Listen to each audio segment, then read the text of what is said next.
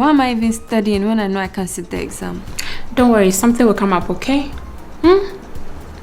How? I need 2,500 by Monday. It's Saturday. I've been telling you, you must believe. Something will come up. Just read.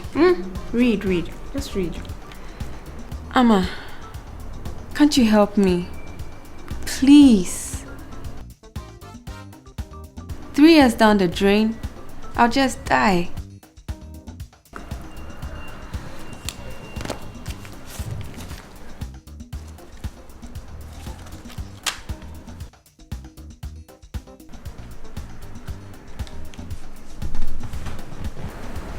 $800 Ghana cedis, hostel fees. 200 for units. 100 Ghana cedis for food. This is 1,000 Ghana cedis, iPhone from Godfather. Which one? The fat German burger. You can have it. I already have a smartphone, okay?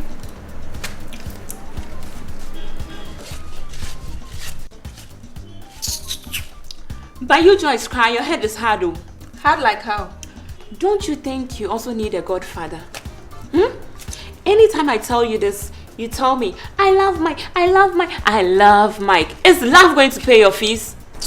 And the cha-cha is not going to pay your fees either. Like, seriously? Amma, cry, what do you want me to do? You know something? What? Please come up with something good. I need 1,500 CDs like now.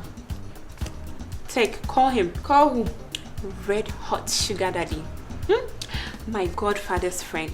He just arrived from Paris. Parlons français. Just say to him, voulez-vous coucher avec moi ce soir? Call him. This is crazy. Call him.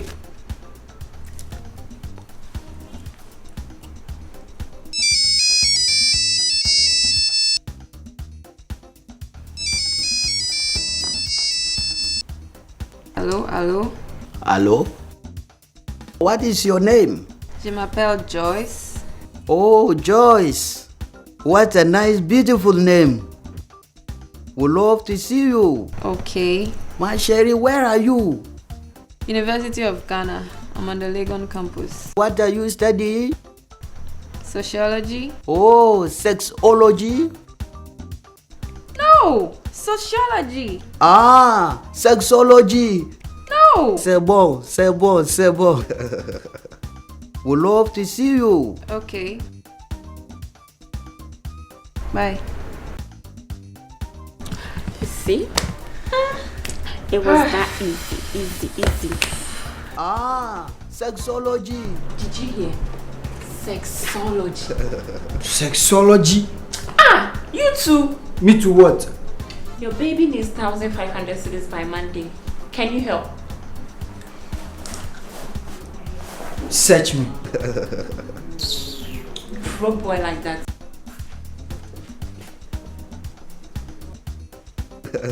Joyce, for this date, I have 2 rules for you. Rule number 1. Strictly no booze. Cool. Good. Rule number 2. No sex. You pa. Good. Take this. You think I'm a prostitute? You need to protect yourself just in case. You need to protect yourself. Okay. I tried.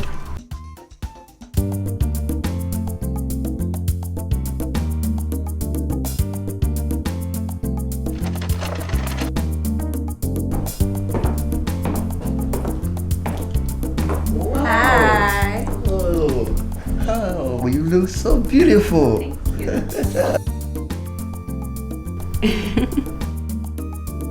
Come and join me.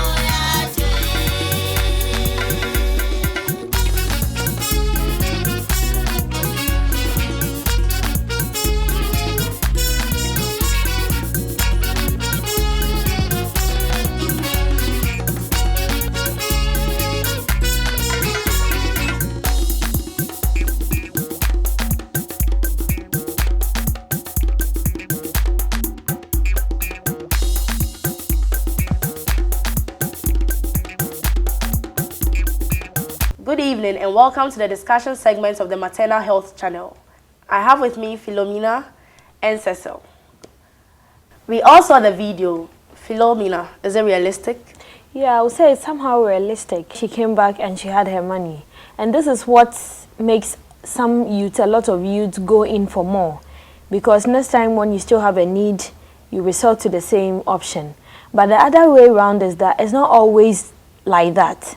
Some youth go out there, they have the sex, but at the end of the day, they don't get the money also. And maybe if you are not lucky, you get an unwanted pregnancy or an STI also. Sometimes, worst case scenario, you find your drink with some substance in and you would find yourself somewhere the next morning. So, yes, it does happen. Yes, it's realistic. It's happening.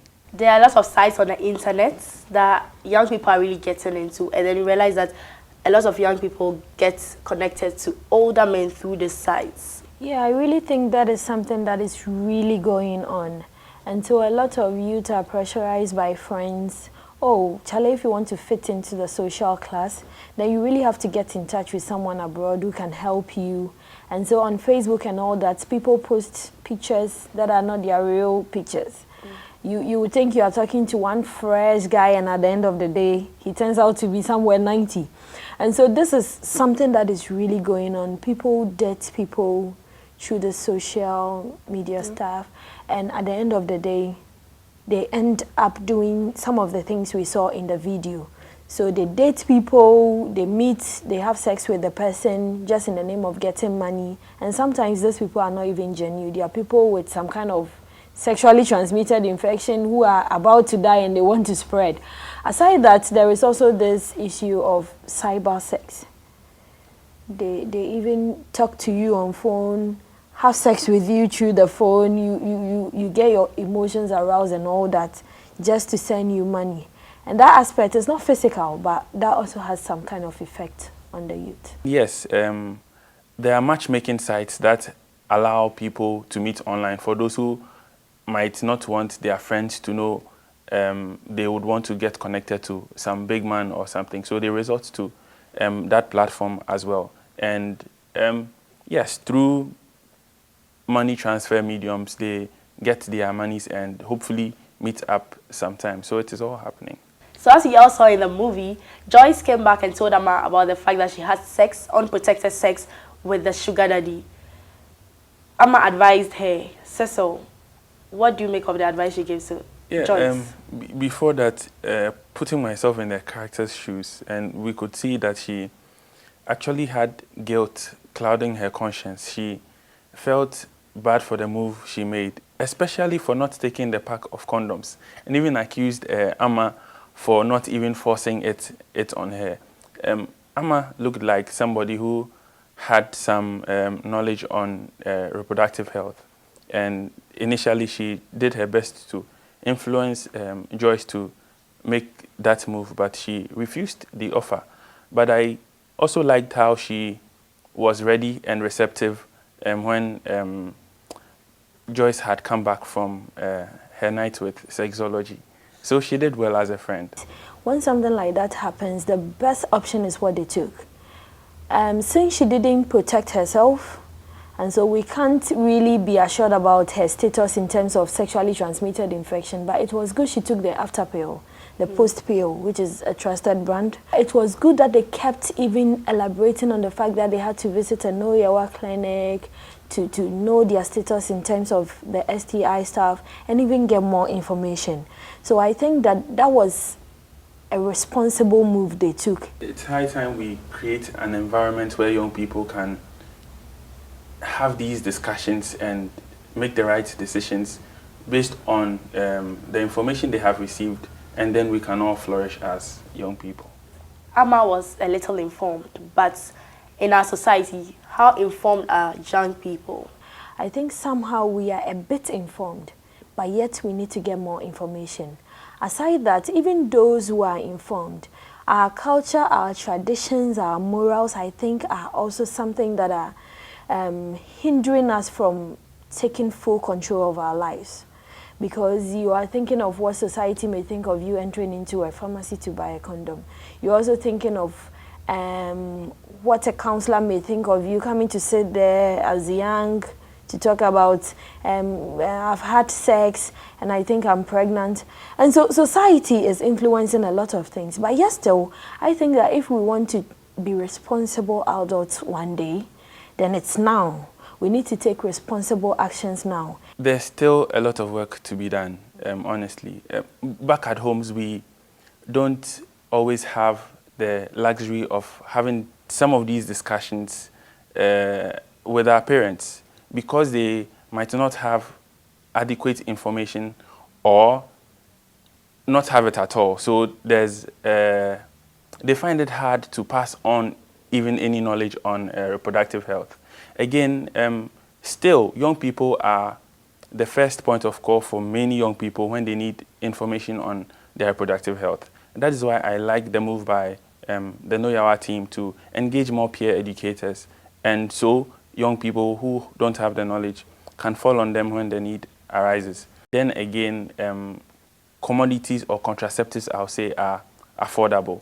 So yes, nothing should stop young people from accessing these services. Yes, societal factors and religion still is a factor or seems to be a barrier for young people accessing some of these services or contraceptives. But with time, things would change, and I believe people out there, religious leaders, traditional leaders, would come to terms and realize that things are going on in their communities. We are losing young people to unsafe abortion. We're actually losing a crop of our generation, and we need to take action and get them informed and make them access contraceptives. By the end of the story, we realized that Joyce and Amma had a very intimate discussion and they admitted the fact that they were sexually active. What are the implications? It's a smart move. They had come to terms with the fact that they were sexually active. And if you noted in the video, there was a bartender who actually offered his number so Joyce could leave the pot-bellied Frenchman for him. And many young people in transactional sexual relationships tend to have multiple partners. So just in case the Frenchman isn't around, they could resort to another. So it was a smart move. They had, one, clarified their values, come to terms with the facts on the ground, and made decisions to take appropriate measures to safeguard and protect the future and goals they were working towards. The fact that they said, we are not virgins, and very soon we might go and say we are marrying, tells me that they have admitted the fact that they are sexually active. And if they are sexually active, then just as Cecil said, it might continue. And so apart from the after pill, and apart from visiting the Know Your clinic, I'm sure some of the choices they might end up taking is a long-term method of a contraceptive that will help them to be on course till they are ready to have babies. They are ready, they've got who they finally want to marry and then want to take control of a family life or something, then they can break that course. And so this makes me remember a lot of youth who think so many negative things about contraceptives or let's say family planning methods. When we say family planning, people think that it's just for those who are planning their families, but the actual thing is they are contraceptives. And so anyone who is sexually active, just as we said in the case of the condom, not just prostitutes use condom, but responsible people who are having sex and want to be protected use condom, then they can also resort to a long-term method such as the IUDs, the implants, the pills. When you are given the right methods that will suit you, it will work out for you. So we don't need to listen to what a friend says or someone says that, oh, I used it, I fixed the IUD and all of a sudden I started having heartburns afterwards. So I believe maybe the IUD might have traveled to the heart. That is so impossible. Some people also say that after taking it you will bloat or you will be too fat, so I don't want to take a method. And the truth is that it differs from person to person. Aside that too, it depends on the type you take. there are some hormonal methods that, there are some that suppresses ovulation. And so you are not going to ovulate at all. And so if you don't ovulate, are you going to menstruate? No, you are not going to menstruate. And so if you don't menstruate, it doesn't mean you are sick. And it doesn't mean any pile of blood is piling up or any coagulating in your womb and it's going to cause any fibroid, because there is no ovulation, and so there is nothing like any blood shed. And that is why sometimes you end up putting up a bit of flesh, and that means that somehow you are sound. You know that when you are sexually active and you know you are a young person, you are not ready to have a baby, you are thinking, hey, today is 25th, oh, my thing is not in. All those things are like some kind of pressure on you.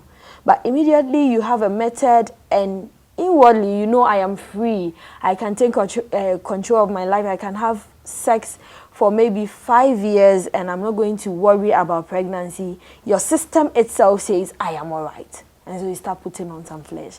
And so these are some of the things we need to know. You using a condom means you are responsible. You are taking control of your life.